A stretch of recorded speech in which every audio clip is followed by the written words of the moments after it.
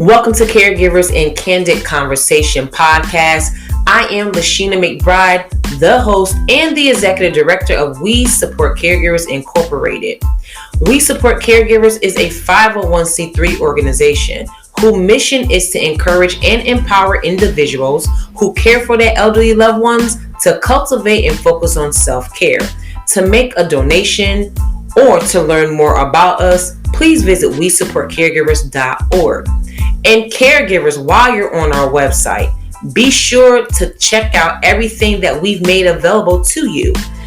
From our Care Connection emails that you can subscribe to, from our self-care support text that you can join, from our self-care support kits that you can sign up to possibly receive one, the birthday club, our free educational resources, and more. Again, visit WeSupportCaregivers.org and check all these resources that are available to you, the caregiver.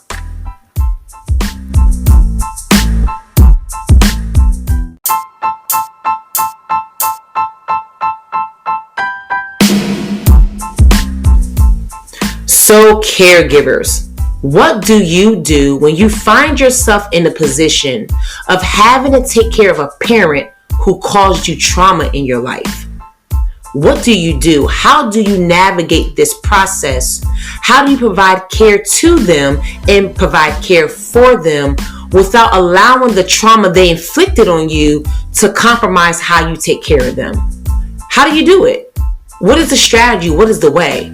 Well, after this break, our very own Vice President of We Support Caregivers Incorporated, Miss Brittany Thompson, she's going to share her current situation and what she's been doing and what to do when caregiving meets trauma. Stay tuned. After this break, we're going into the podcast. You're listening to Caregivers and Candid Conversation podcast by We Support Caregivers Incorporated.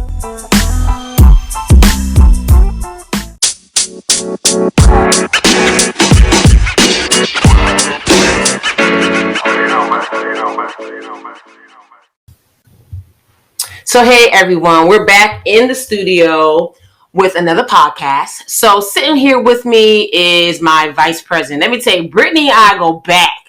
I mean, we go back before there was a We Support Caregivers, when this was just a conception, when this was just a thought.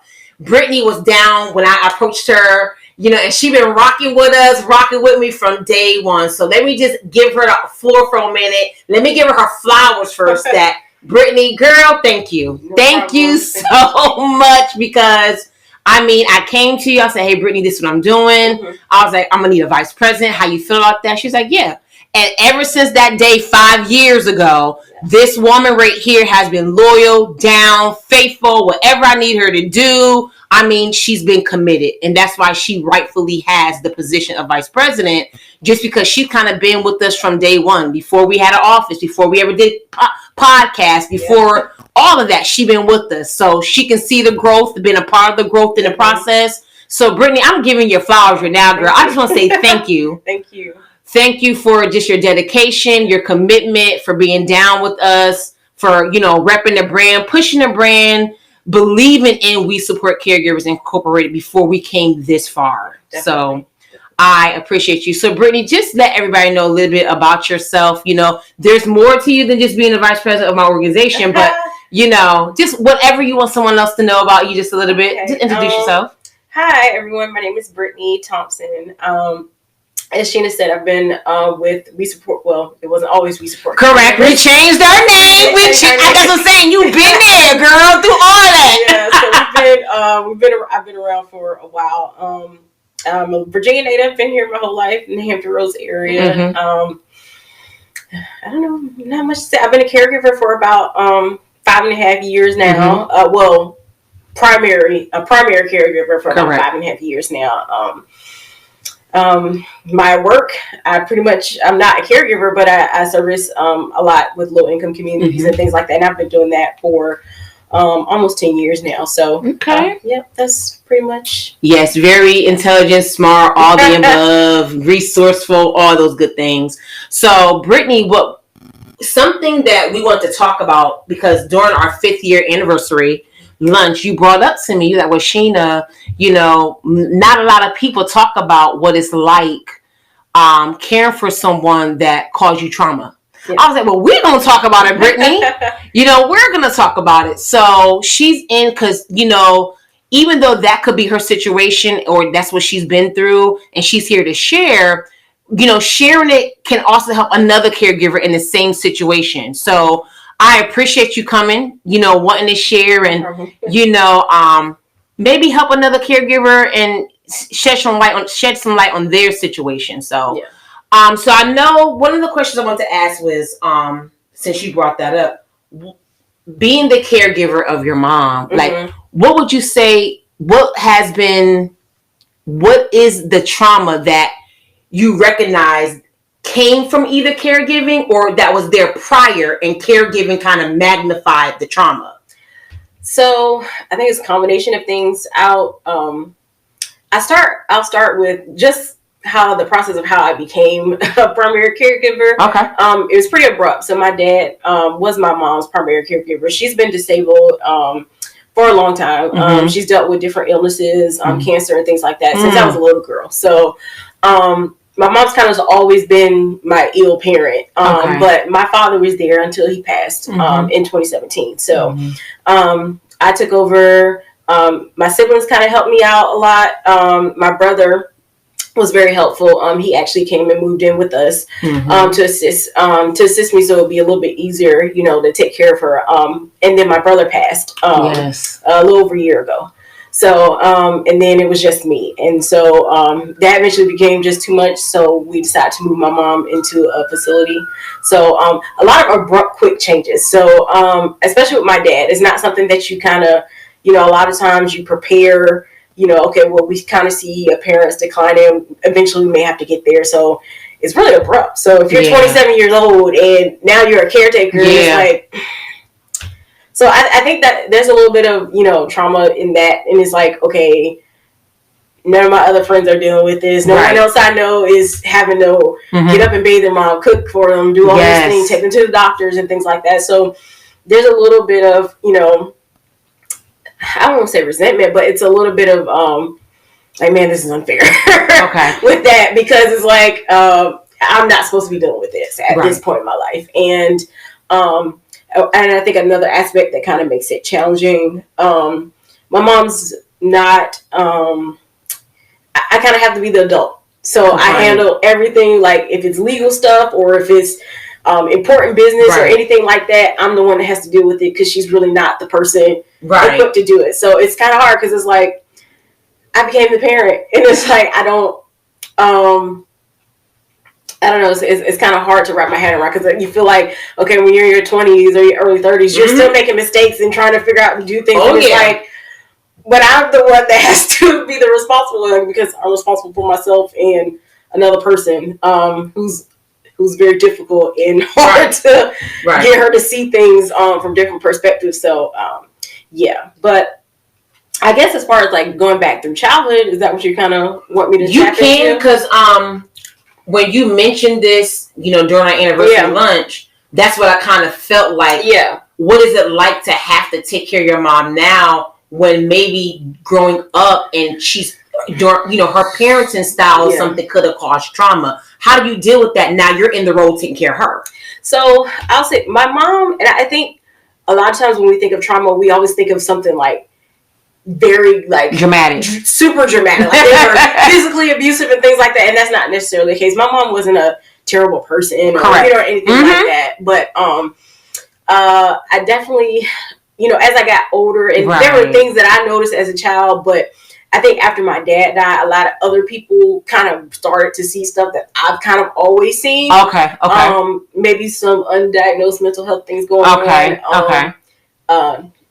Very narcissistic in a lot of ways. Not very empathetic with other people. I know when I was younger, I've always been heavier, so she definitely played into a lot of insecurities and things that I had. And so, and just in general, she, I think her thing is, if I buy you things, that's my way of showing love and taking care of you. But I don't think she was a very nurturing parent. Got it. And so, and like I said, the narcissism, I'm not a clinician or a licensed person, but these are things I've talked with people that are, right, and know, those are tendencies of narcissism, borderline personality things and stuff like that. So disorders. And stuff. So it's very hard to kind of communicate with her, and even trying to express like if this bothers me or the blah blah blah, and it's like. Okay, it goes in one ear, it goes out the other. We never even had this discussion, or or even having a conversation. Well, remember you said I never said that. So it's a lot of that, mind games, manipulation, that type of stuff, and it still goes on now. So. Okay, yeah. So and that's kind of hard to, as a child, and it's like, okay, well, you're supposed to be the person that's encouraging me, or you're supposed to be pushing me to do, and it's like. If it doesn't, really serve her, then, in a ways, her priority is her first, It's always been that way. So, and not say she wouldn't do for me, because she did, I never lacked for anything. I never wanted for anything. That's good. But, I think the nurturing part, she, definitely lacked. And, like I said, and she's not, my dad was I felt more of my parent. Okay. Even though to some extent there are a lot of the like personal things you deal with and stuff like that, I don't think I really had like a parent for that. My dad was very old school, stern, but he was, as far as like advice and making decisions and things like that, my dad was my parent. I never felt that way about my mom. My mom was always kind of like a responsibility. And now that my parent is gone, it's like, okay, now I have to be the parent. So it's just kind of difficult. She's very impulsive, like trying to make her understand, like making good decisions as far as money and things like that is very, very, very hard. It's very difficult. And it's funny because my sister called me today. She was like, "When you go see mom?" And she's like, what she was just talking about was just so unbelievably ridiculous. And she was like, "All I can hear you is in your head, like, don't even argue with her. Just let it, you know what it is." So, but yeah, that's kind of like my background with it. Nothing super like dramatic or anything that. But little things like that build up over time, and it affects. I'm currently in therapy and things like that. So, and it, we talk about that and how it manifests in other ways and things like that. So, yeah. Mommy, congratulations, for, taking care of your own mental health and well-being by going to therapy. That's great. Here's what I want to make a comment. Yeah. The comment I'm making is, number one, if you felt resentful, that's your truth. Yeah. If you felt resentful, that's your truth, because when I was the caregiver of my mom, I was younger than that. I was 19. Yeah. Okay. I didn't know, like when Holly and I had our podcast, I didn't know what that was until years down the road. Like, oh, that's what I am. I didn't know what it was. Yeah. During that time when I was taking care of her at that age, we was living in Maryland actually. So she wasn't old enough for her benefits, so I was the one working and taking care of all that type of stuff. When I needed stuff that my money couldn't handle, I called my sisters. They would send money and things like that, or send things. But I was in the hands-on position. She was still able to get around and move around. Yeah, so my mom's not walking now, so I can't take care of her. Right. At that point, she was still able to get around and move around and what have you. But as time went on, things progressed and stuff like that. So I did have that moment, those moments where that time of feeling resentful, like, why me, this, that, whatever, definitely. Stuff like that. So that's your truth. If that's how you felt, if that's how you currently feel, and you're working through that and through those emotions, that's your truth. You understand? Number two, trauma. Again, trauma is trauma, big or small. Because even what I might deem as something small can still impact you in a different way than it would impact me. But it's still still comes down to being trauma. Yeah, definitely. So, never minimize it. It was still some, like that. Because some people try to, and I know people might say, "Well, what kind of trauma is that?" It's still trauma because of the impact that it now has on you that you're working through and stuff. You know. So never, so that's your truth. And go ahead. Yeah. And I think, like I said, it wasn't anything like, and I think there's different levels and magnitudes of trauma, and they're all very, very important. I just want people to understand that just because someone isn't like physically abusing you or things like that, that you don't experience like effects from things that they've done. So, like I said, with my mom is just very, very different. And I know for me, what was really challenging when I became her caregiver is because just trying to you can't really rationalize with her. I think a lot of, like I said, once my dad died, I think a lot of personality traits and things like that, and her character became a lot more visible to a lot of people. And it's weird, like once that started happening, I started having more conversations with her siblings and stuff, and they're like, we kind of know stuff like that about her even when she was young. Okay. So but it was like my grandparents and my dad kind of always enabled that behavior. So it's like that my dad, for my life was always that buffer. I've always kind of seen stuff. I'm like, come on, like she's ridiculous. She's being ridiculous right now. Like, why are we like feeding into this? Correct. So now that he's gone, it's always crazy. I was the back talk child. Because I realized that this is not right. This is ridiculous. So, that was a struggle a long time, because it's like, I'm not going to feed into this nonsense. Like, very, and like I said, the big thing is she could be very, very, very manipulative because she's so used to having her way. And so even Daddy did that. And it's even something that you think is minor. Like, I know me and my sister, we had went through this phase where, and I'm trying to get back to that, but being healthier and things like that, and we're like, okay, we're gonna eat healthy, and on the weekend we'll splurge and get something a little unhealthy, whatever. So she was upset. She was like, no, I want Chinese food this week, like right now. And so we're like, no, Mom, we're eating healthy. And the thing is, my mom has a lot of physical disabilities that that could be improved with surgery if she lost weight. And this has been going on since I was a little girl. So she steadily deteriorated. She's never really lost the weight and things like that. So a lot of her issues could have been improved if she had taken better care of herself. And I think that's another thing that's made it very, very hard for me, because it's like, you could have taken measures to improve your quality of life, and you didn't. You just continued to deteriorate, and just, it's like she didn't mind being a burden on someone. Once my dad died, moved to my brother, then it's just like, and then once my brother died, she was really upset with, that we put her in a nursing home. But I think in general, I just haven't I knew that I couldn't be the next person in the grave, because she can wear you, a very, very exhausting person, very persistent to get what she wants. So, back to the story, we're like, we're going to eat healthy. We're going to eat, we'll get Chinese food on the weekend. She's threatening to take all her medicine and kill herself, just because manipulation, things like that. Because, my sister, she's been, no, Mom, don't do it. Like, it's not that serious. And, I walk down the room. I'm like, she's too self-centered to kill herself. Like, I know it sounds terrible, but she's not going to do it. So I'm like, and it's funny that, years later now, me and my sister look back, we laugh and talk. She was like, she was never going to. I said, you and I both know she was never going to do that now. But it's just funny that people see, like, different things like that. Yeah. And other, that's just one little thing.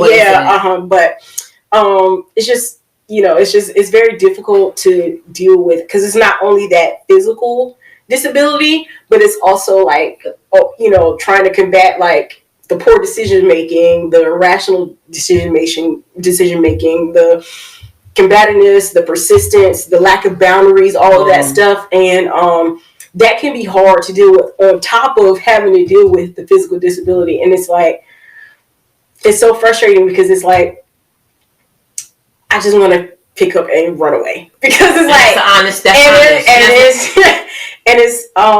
it's just very hard, because it's like, I know, like, it's just hard just to think about like the different things, like you comment about my weight, or things like that as a child. I was gonna ask you that. And it's like, it's just very hard to like, I'm still like, I'm thinking about all the things I felt, and I felt like I didn't get as a child. And then it's like, I'm dealing with the nonsense now. And it's like, I don't have to do this. And in her mind, she believes that I have to do this. So entitlement. Oh man, entitlement.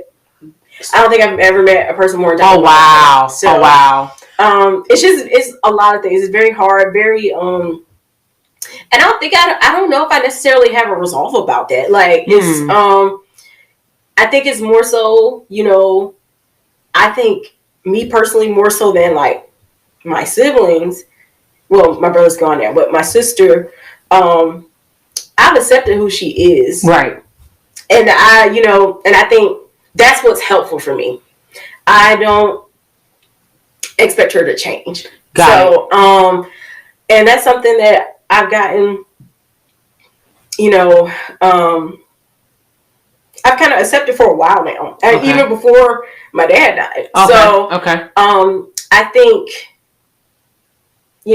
after he died, I had hopes that she would try to do different things to, improve her health because, she was still walking and things like that, but she just, so I've kind of just, like I said, just accepted, like, her ways, maybe I'll never have the relationship that I would want to have with, my mother. So,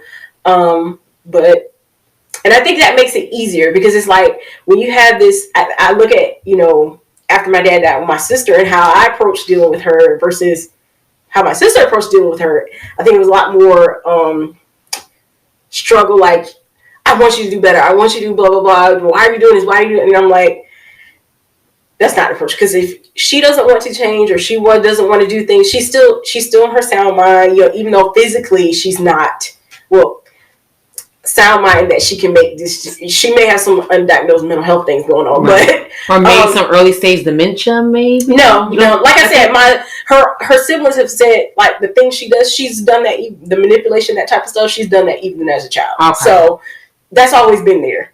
Okay. So even as a kid, like I said, I recognize certain things. I'm like, that's not good. Okay. So she's just always been like that. So let me ask you this. Yeah. Let me ask you this. So your mother, who had her husband, pretty much feed into her behavior. Parents too. Parents feed into her behavior. Yeah. But, her dad's not here, right? Yeah. Mm-hmm. Just like it was an impact and a loss for you, it impacted and was a loss for her. Do you believe that maybe the decline, maybe some of the things that she's now, her behavior right now, and how it's magnified, could this also be some grief mixed in with, she don't have, how long your parents were married? My parents were married almost 50 years. So 50. I think they were married like 47 years before he died, something like that. So yeah. So let's look at the reality, that scope. Yeah. Do you? Oh, definitely. Okay. I definitely think she dealt with grief, and it was really bad after my dad died. Because like I said, my dad took care of her. He did everything for her. Like she never, my mom never wanted, she didn't work most of my life. So, and this is before she came really, physically disabled and stuff like that. So, it was hard when he first died. She was kind of like out of it for a while. We had to take her to the hospital. Yeah. She was there for a while. That was very, very, that was a tough like 4 or 5 month stretch for me. So, definitely think she deals with grief with in that aspect. My brother, it was a little bit interesting because, and I had talked about this with my sister, and I was like, I felt her response wasn't that of someone that just lost their firstborn child. Okay. Which was hard for me because, and I've always said this even before my brother died. And maybe I'm wrong, but this is just how I feel. Your truth. And I've said this before, and I felt like if I died, I don't think my mother would miss me. I think she would miss me doing for her. Okay. And that's the same thing, when my brother died, she always talks about, she would say, well, he told me he would never put me in a nursing home. He would never do this, blah, blah, blah. And, one time I sat and I talked with her, and I was like, do you actually miss him for him? Or, I said, I feel sad when I think about my brother because he died in his 40s. He has children that are, they're one is she just entered her first year of college, so they're adults, but they're young, they're in 20s, they're teens, I'm sad that he won't get to see his children, mature and become old. And I'm sad that he died. He started having some health issues, towards the end of his life. I'm sad for him because of that. I feel like you're sad for him because he's not here to do for you. And that's, and also that's, I mean, I could be wrong. She could, I don't know. I can't say because I don't, I'm not in her head, so I don't know. She could be very well grieving, but that's just not how it looks to me. And I think for me that was hard because I feel like in a way it confirmed how I felt. Like if something were to happen to me, I don't think it would be that was me per se that she would miss, but like the person's not here to do what I need them to do. So,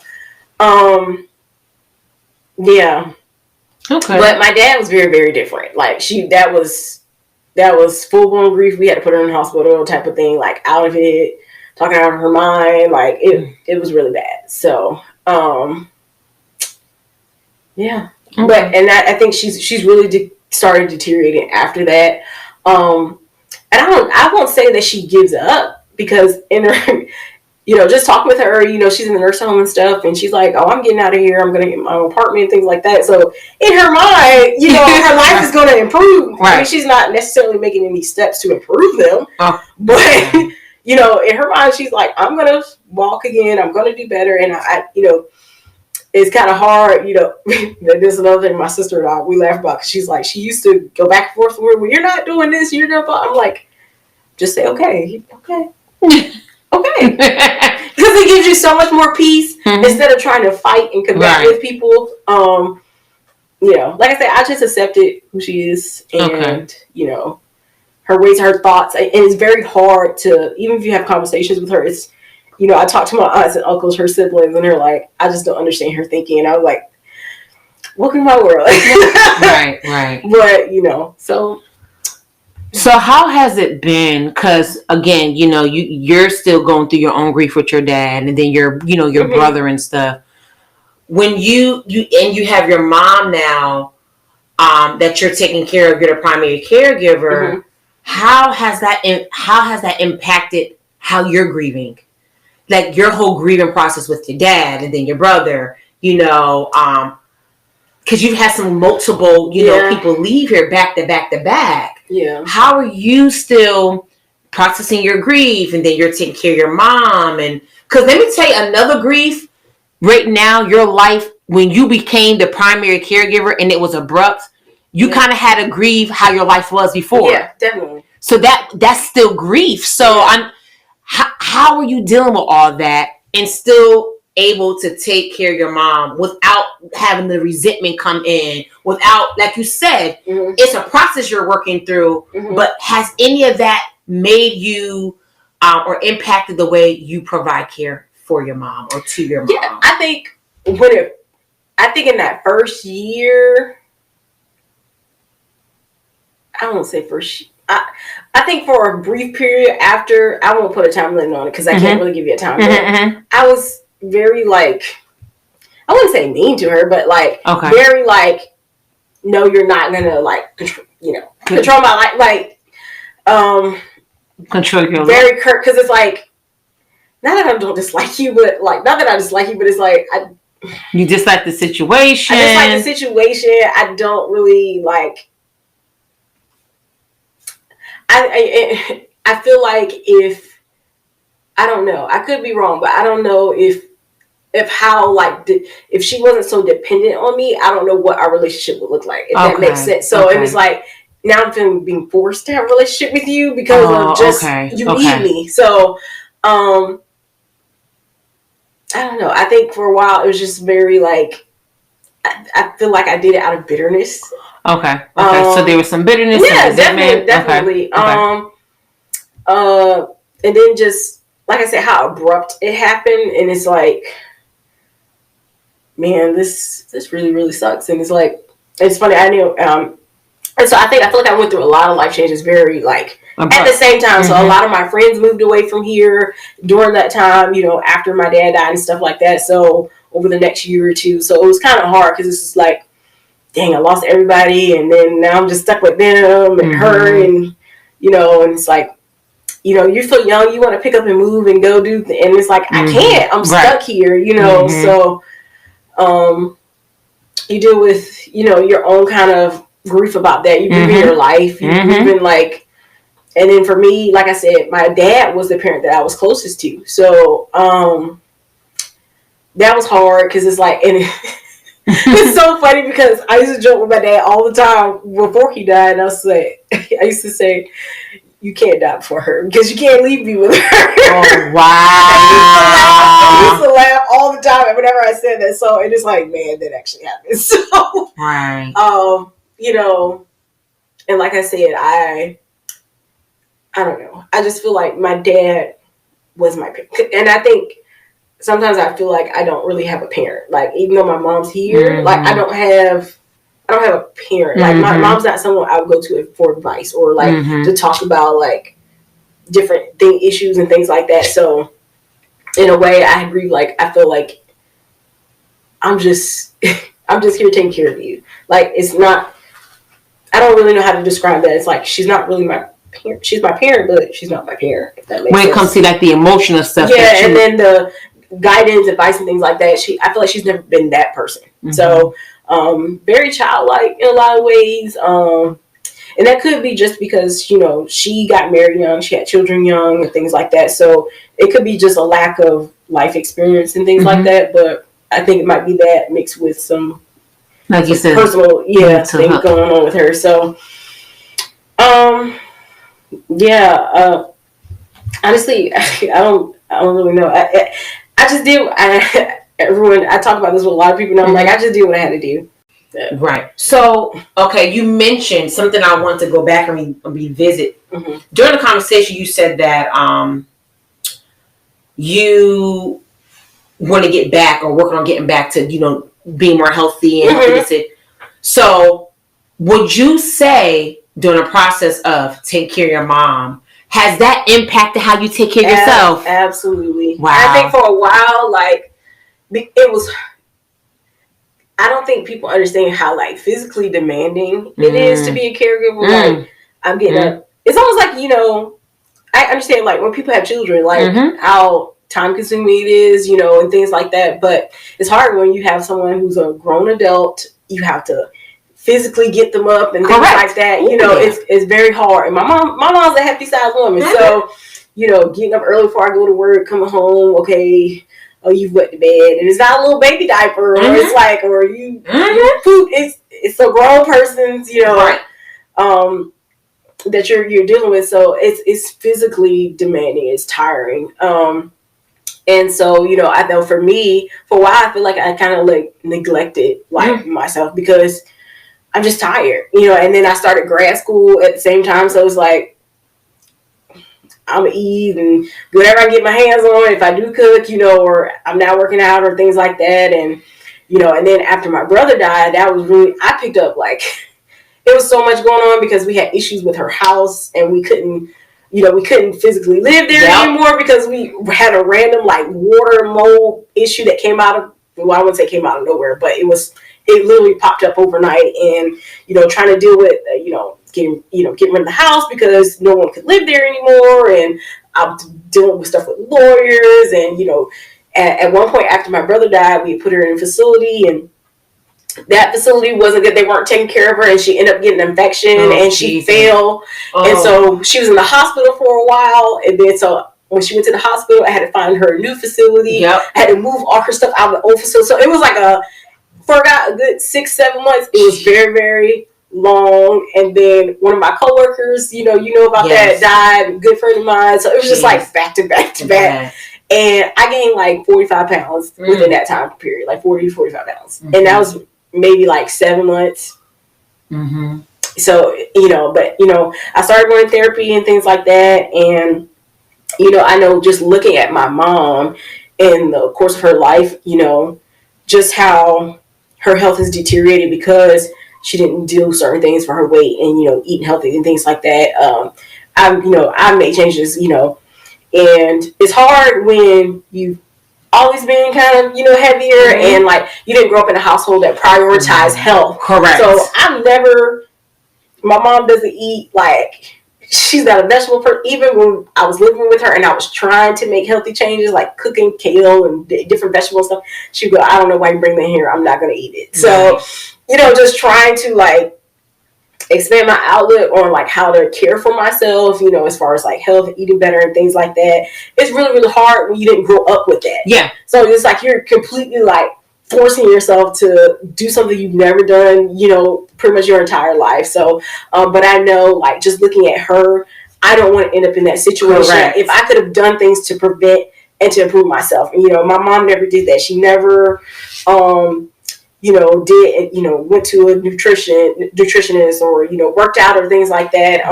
Her thing was always like fast fads. Like, oh, I'm going to do this diet. I'm going to go to Weight Watchers, and now I'm going to blah, blah, blah, and which she actually put me on some of those fat diets when I was a kid too, which is crazy. But wow, it's like I don't want to end up like that. So right, and if I do end up in a condition where I can't take care of myself, I want it to be that I've done everything that I possibly could have to improve my life. And for her, it's even we've had conversations now. I think after my dad died, things like that, and she's like, I don't know what I did to deserve this, and I'm like, Mom, sometimes it's not what you do to deserve it. It's like, what did you do to improve your life? You haven't done any of these things that you need to. Like, you've gone to multiple surgeons, orthopedic surgeons over years. They told you things were going to deteriorate. They could do operations for you, but you have to lose the weight. Mm-hmm. Because, certain hospitals will not permit you to do certain surgeries if you're over a certain weight. Mm-hmm. So, they're like, get your weight down, and we're going to, there are so many times where she was supposed to have like weight loss surgery, and I'm like, okay, if you're not going to do weight loss surgery, you got to eat right, you got to work out. Wouldn't do it.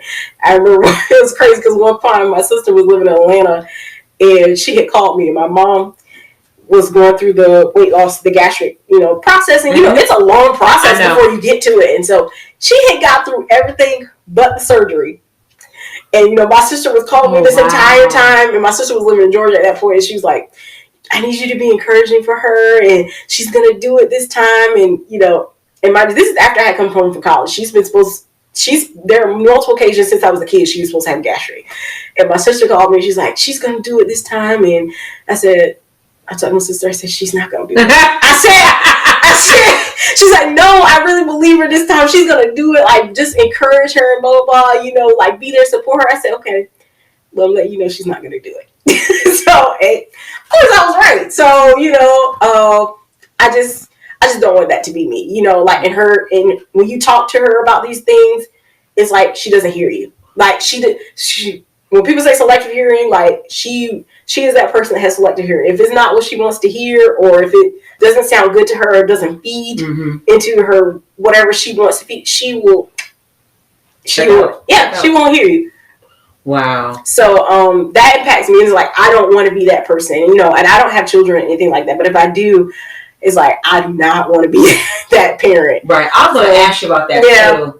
Taking care of your mom. Like, I don't know what it is about me. Like, way before I was a child, and I was like, I don't want to have children. I don't know what that is about. And when my oldest nephew came down here, he moved down here temporarily for a little bit. He's like, Auntie, you said this when we was children. You weren't having no kids, and you ain't never lied. I said, yeah. That's how, and I don't know what that is. So that doesn't come me not wanting to have children. That was never something, I don't believe that had anything to do with me taking care of my mom. But I was going to ask you, I do want to, maybe like 1 or 2, no more than that. Okay. That's 2 is probably pushing it. But I know, like, for me, what type of parent, like, I can't say, and I think my biggest thing is I'm scared that I'm going to be so, like, trying to be the intimate friend. No, not necessarily that, but I'm trying to be so opposite of her that I'm going to be too much, if that makes sense. And that kind of, I worry about that. But I know, like, the different things that I wish that she was, and I would like to try to be that for my kid, And like I said, she wasn't, like, a horrible person. Right. She wasn't, That's right. I get it. I don't think she was just, personally how I feel, I don't feel like she was a nurturing parent. So she wasn't, and if she wasn't a nurturing parent, do you think she didn't receive nurture? No, which is crazy. My grandparents are complete, and we've had conversations about, and I've talked to my uncle about this, which is her baby brother, and she's really close to him. We've talked about this, and he was like, I don't understand why she, was the way that she was, because our parents were the complete opposite. Like, they were the complete opposite. My grandmother was probably the most nurturing person, most selfless person I've ever met in my life. So, I don't know. That's why I said I think it's more of a personal thing, and I don't know if I don't really know much about her. Like, so I can't say if like she had different experiences when she was young that she hasn't told us about. I don't really know. She doesn't really talk much about her childhood, so I don't really know much about her. But as far as my grandparents, they weren't like abuser. That I can't say like they were neglectful parents or anything like that. That wasn't the case. Mm-hmm. So, okay, yeah. So I don't really know where that came from. So, okay. And I think that's something that I just kind of have to. It could be a mental health thing. It could be some experiences that I don't know about. But she grew up with great parents. So, right. Because I mean, I know, like my mom, I know a lot about my mom and her upbringing and stuff, and she did go through traumatic situations and stuff like that as a child. I definitely can see, like, how raising me, in some ways, how she kind of raised me in some aspects from the trauma.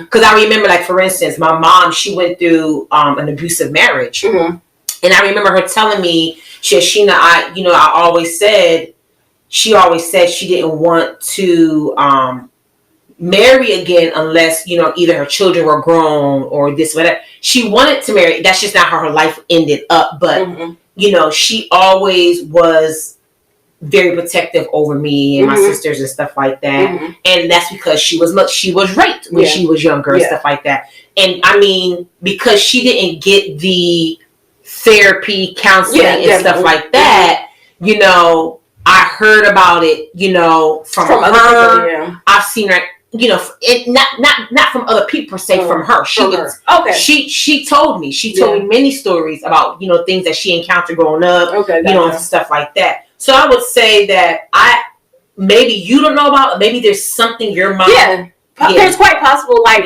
but see, my mom's the type of person, she's not, she's not a good. I wouldn't say she tries to like cover up, but she's always gonna put on her best face for everything. So if there was something like that, I don't know if she would ever share that with me. So, and I mean, I think in people that always want to put on their best face, I think caring too much what other people think about them is one of the reasons why people do that. And then your mom could have came up in that generation, and I don't know, but what goes in our house, stay in our house. That's something that typically most people, they would say, well, what goes on at home, stay at home. That type of mentality, or should stay here. So she could have grew up in that time. So let me ask you this: now that, do you think just how things happen? You're the one who's the primary caregiver of your mother. Even though through all the trauma you experienced growing up, with your mom, the current trauma you experience just from the whole becoming a caregiver so suddenly, and that in itself is trauma. Because your life is not the same for at least a temporary bit of time. But that temporary bit of time seems for a while, and it could be. It could be a while. You know what I mean? And you have to wrap your mind around that, kind of put stuff off on hold that you want to do, XYZ, blah, blah, blah. But here's the thing.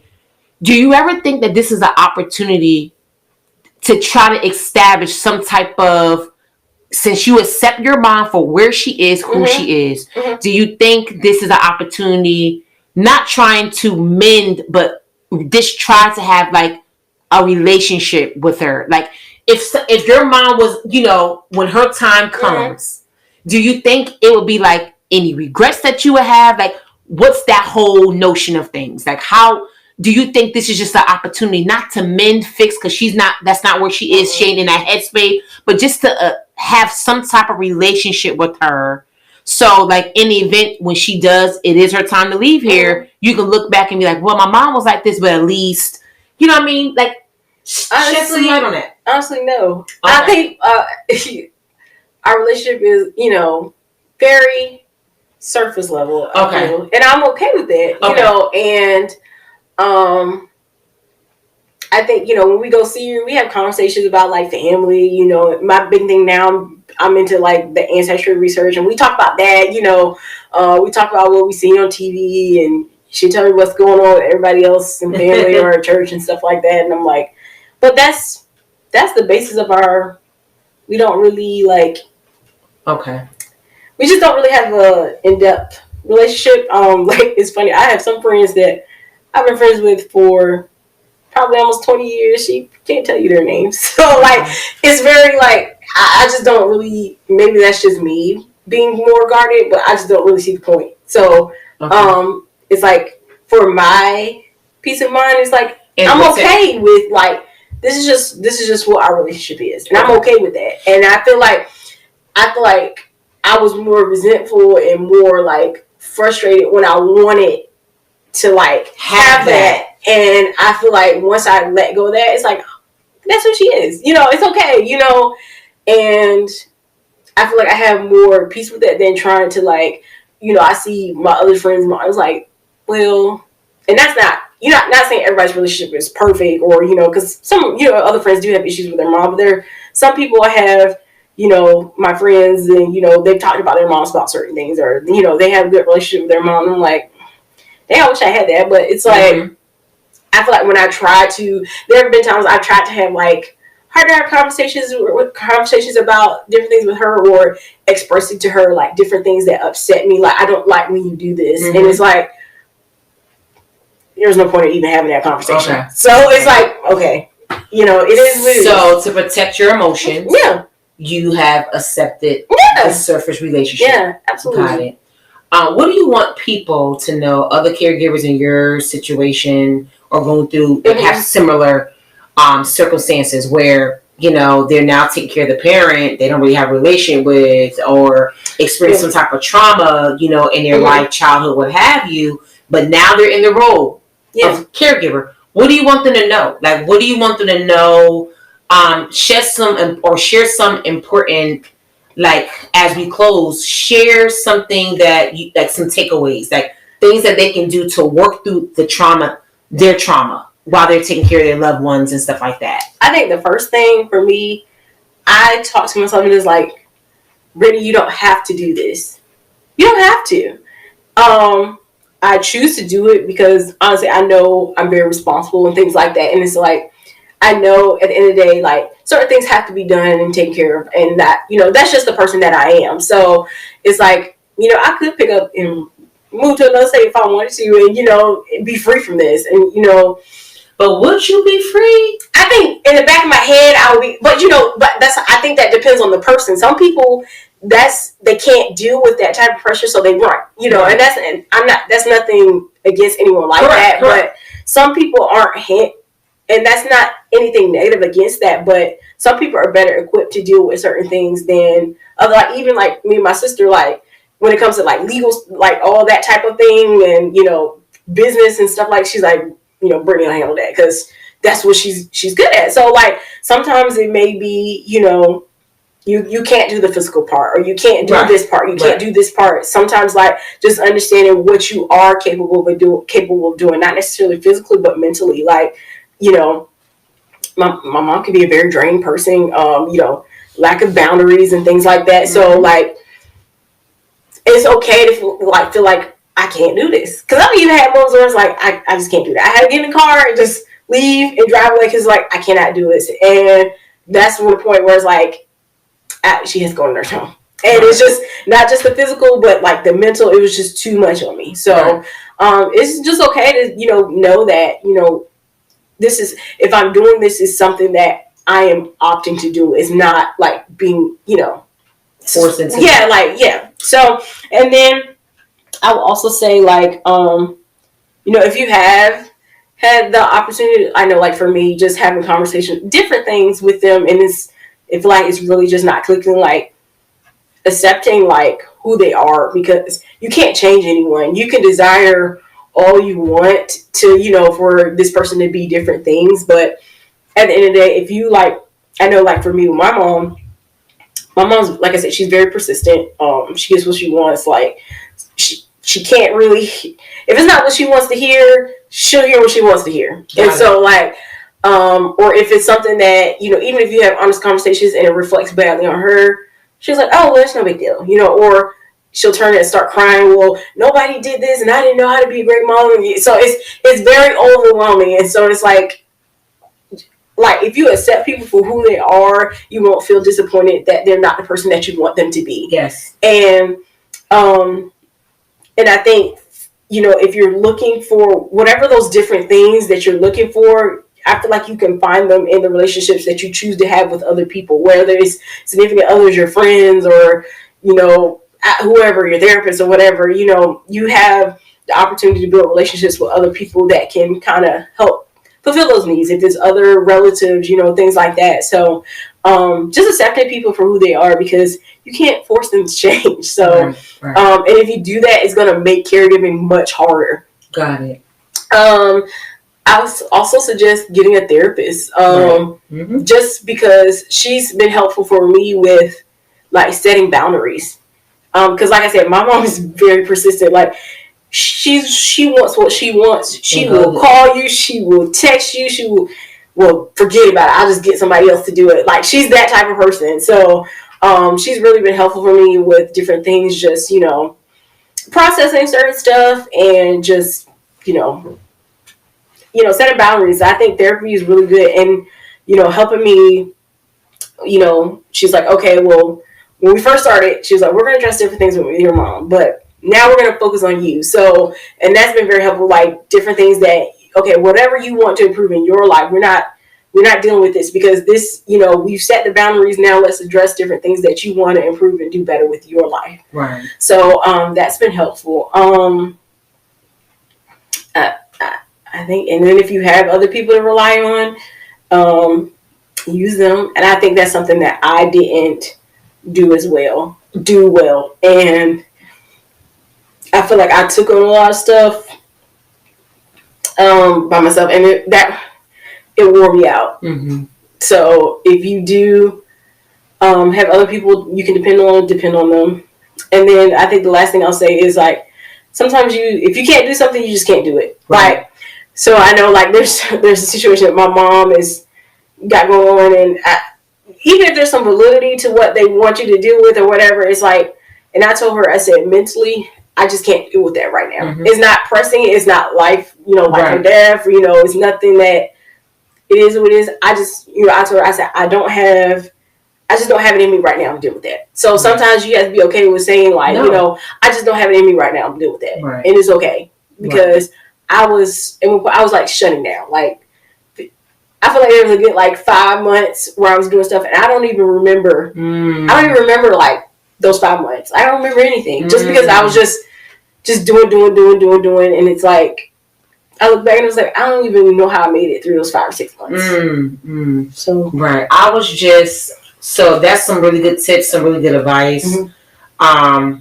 For me, like I had that relationship with my mom. My mom was loving, caring. Mm-hmm. I had that nurturing from my mom and things like that. Mm-hmm.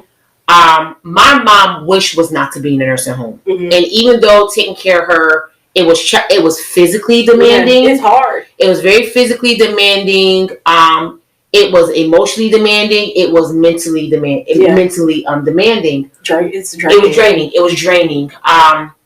But because I love my mom, mm-hmm. and I loved her, I know she's told me, don't put me in a facility. Mm-hmm. And I honored that. Yeah. I honored that. So she transitioned peacefully at home, mm-hmm. around family. Yeah. So I can say we honored what my mom wanted. Yeah.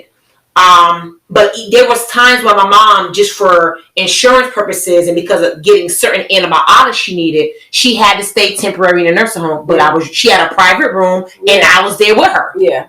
And I made relationship with the nurses. So when I did go work out, when I did go home and swap out clothes, what have you, they would text me, well, your mom's okay. Or I would call them, really not call the front desk. They would give them their cell phone number. See, that's the type of connection I'm talking about. Hey, I'm the one to take care of your mom today. I'm about to pass her meds. She's okay. Blah, blah, blah. So it was something that I wanted to honor, my mom. So I was like, and there was times when I looked into it, like in case I really couldn't do it. And again, many times family stepped in and things of that nature, but I was the primary caregiver. Yeah. So, I know for me, I just couldn't, it was just, and like I said, at that point, my mom, it was just too, my mom's a heavier woman, right. And the past couple of years, she's really started to deteriorate. And then after she had her fall, and the goal was, when we talked to her first, she was walking a little bit when she first got to the facility. And it's like, well, maybe we can get you to come out and, if you can get the surgery and you're moving a little better, you can move in with us. But after she fell, she hasn't walked in over a year. Right. So there's no way I can't do anything. Let me ask you this. Yeah. So inside of the facility, is she seeing a therapist or getting counseling? So they come. That's funny. I'm gonna backtrack a little bit, but even before, after my dad died, we talked to her. We said, you need to get a therapist. Mm-hmm. So not just. She was like, well, who's talking? Somebody say anything wrong? We're not saying that, but you were with someone, and even 50 years. And she actually met my dad when she was 12 because they know my parents knew each other when they were kids. So, and she was like, we're like, Mom, you need to see a therapist. And one day my sister came to me, she was fussing. She was like, why didn't you go find a therapist? Mom, you said you were going to blah, blah, blah. I was like, what are you talking about? She said, she told me Brittany was supposed to find a therapist, but she never did. I said, she told me that her and my brother found somebody. So she does that type of, play each other. Yeah, so, and then one time, since she's been in the facility, I went and saw her, and she was like, yeah, they said somebody here to talk to me. They just want to make sure I ain't crazy. Ain't nothing wrong with me. So she's that type of person. So that's, like I said. But did she at least talk to them? Because she didn't refuse it. But see, here's the thing. I don't know. I wasn't there. So I don't know what she said. Mm-hmm. Like I said, she's going to tell people what they want to hear. Mm-hmm. So, okay, got it. She, like I said, when she got this, she said, they trying to ask me to make sure I'm not crazy. I'm not crazy. So she knows what to say. Right. She's that person. Okay. So I don't know if she would ever even be open to the idea of seeing a therapist. Okay. I mean, it's nothing wrong with trying to live it. Just say, hey, Mom, and have you shared with her that you're talking to a therapist? Oh, yeah, she knows. This is not the first time I've gone to a therapist. So right. She knows. So, okay. Yeah. Okay. Well, I mean, So, yeah, that's funny. That's funny, too. Your mom is your mom. Yeah, that's it. Right, she's who she is, and you accept that. Mm-hmm. So I mean, just to recap. So I guess if there's any other caregiver in this situation, the first thing is you just gotta accept your parent for who they are. Yeah. That's accepting them protects your emotions. It protects you mentally, and by accepting them, you know how to deal with them. Yeah. You know how to deal with them. And then, have a circle of support, people that you can talk to. Seek counseling or therapy for yourself. Because even though you're the role of a caregiver, you still had your own life and everything prior to becoming a caregiver. Yeah. And your life has value. It matters. You have a purpose. You have an assignment. So the things that you want to do, you still got to relive too. So, relive, revisit. So again, seek therapy, counseling, and knowing how to navigate this, because you're dealing with trauma from, the parent. The caregiving situation is traumatic itself. So you do need someone who can say, hey, you're managing all this. Let's get some boundaries in place to show you how to navigate this. Still take care of your mom. Focus on the things that you need to do for yourself in your life and what have you. And again, having that circle of support and, to help you, or not only just to help you, people that you can talk to, just a venting partner, something like that, can be helpful as well. Yeah. Well, I mean, Brittany, I appreciate you. I appreciate you sharing. Something you said can help another caregiver in the same situation. So I appreciate. No, thank you. I appreciate it so much, and I'm pretty sure everybody's listening. They appreciate it. And but yeah, this it's been really good. Yeah. Thank you. Mm-hmm.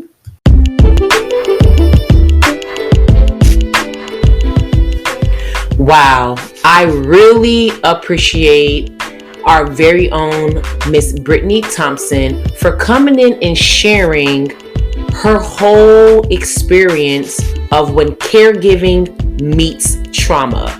I can tell that it was challenging for her, but knowing who Brittany is and because she honors her word when she gives it to people, I appreciate her pushing through, even though it was uncomfortable and it was very vulnerable for her to share her current experience. But I appreciate it because I know this podcast really is going to help another caregiver or other caregivers currently in the same situation, currently trying to navigate the same situation as Brittany. So I appreciate her coming in and being transparent and vulnerable. I thank all of you for listening and tuning in. Shouting out South Africa, Germany, Italy, all our listeners all over the world who choose to listen to and subscribe to We Support Caregivers and everything that we're doing from our podcast and subscribing to our emails. We thank you. We thank all of you. And, again, this platform is to keep you encouraged on your caregiving journey to cultivate and focus on self-care. But in addition to that, we want to provide you with solutions and share other people's testimonies that can help you overcome. So until next time, make sure you take care of yourself. Remember, self-care is self-love. The way that we take care of ourselves is a reflection of the love we have for ourselves. And remember, don't forget, check out our website, WeSupportCaregivers.org, and take advantage of the resources that we have available to you, the caregivers. Until then, take care of yourself. Bye now.